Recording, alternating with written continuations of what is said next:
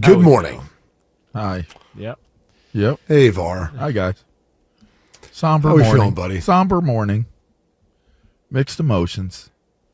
You know, you want to see excitement for your program. You want to see your program have success, and everybody knows it's out there now. It's in the news. It's made its rounds. Everybody's talking about it, you know.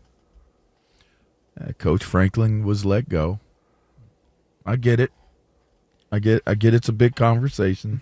I mean, I'll tell you what else is big. That $49 million he's getting to walk away. Second biggest buyout in college football history, next to Jimbo. How about that? So, what are y'all's take on it? Give me y'all's opinion on it. Oh, all right. Yeah, let me get y'all's. I mean, I think you know how I feel because I got pretty fired up after the loss to UCLA. Like I was, the Oregon game, I mean, what's wild about that is they were up a touchdown in overtime. I mean, think about how fast college football moves. We're literally talking like 15, 16 days ago. Penn State was up a touchdown in overtime versus Oregon.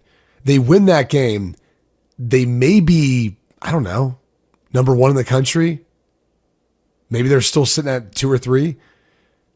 But how different the last 16 days have gone. And so I kind of look back at just like I was fired up, obviously, because I felt like this program, for whatever reason, has hit a ceiling with James Franklin. There's just too much talent there. They've invested heavily. Pat Kraft, athletic director, and I know you know LaVar, but I'm not sure listeners understand. They have put a ton of money into everything. Everything. Like NIL and the roster retention, roster construction. Obviously, Jim Knowles, like prying away, one of the best defensive coordinators from Ohio State to them. Hiring Andy Kotelnicki a couple of years ago as one of the bright offensive minds and paying them handsomely. And it just has not come together and worked.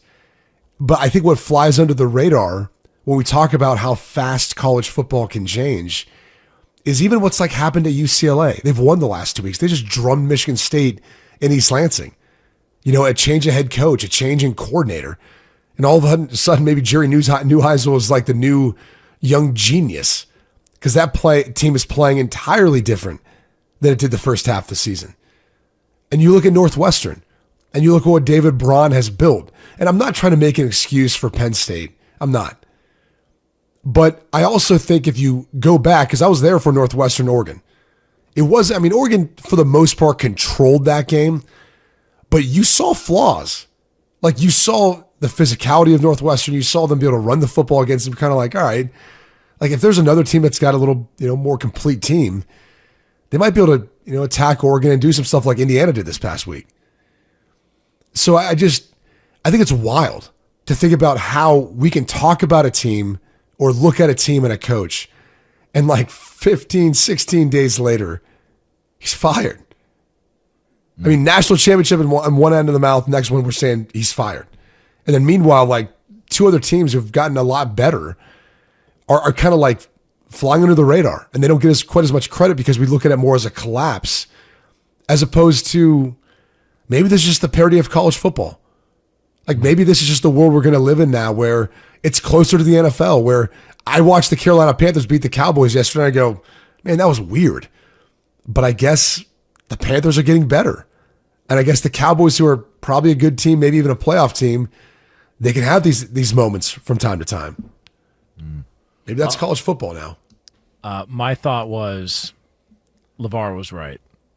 I think that you kind of alluded to this after the Oregon game, but you sensed something on the sideline the very next game against UCLA, and I think you knew that the end was near.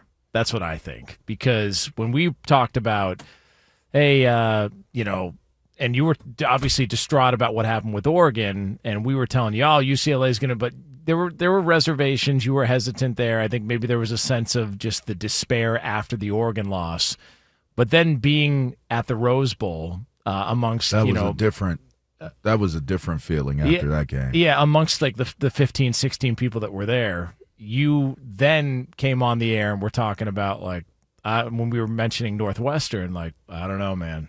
And I think you sensed from the sideline, maybe from the players there, this is heading bad, and it's heading bad in a hurry.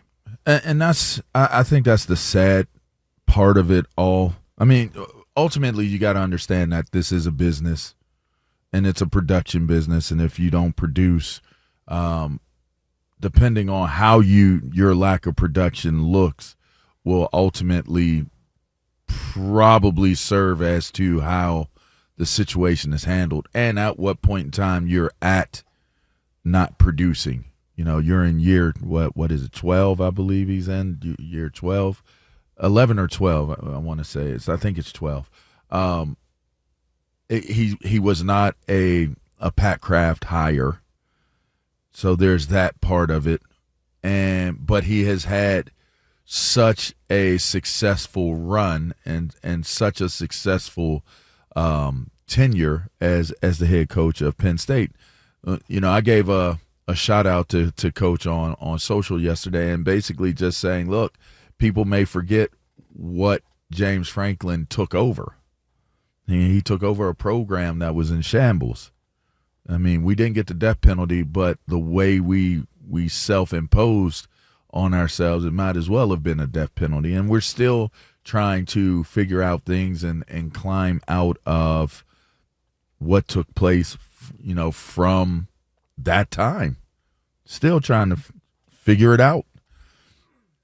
James Franklin comes in and he pumped life back into that program, where I don't know too many coaches that would have been able to come in, take on the challenges that he had to take on in order to have any level of success, let alone him ending up winning a Big Ten championship, him ending up making it into the college football playoff, him ending up being one game away from, and some would say one play away, a couple plays away from possibly being in the national championship game.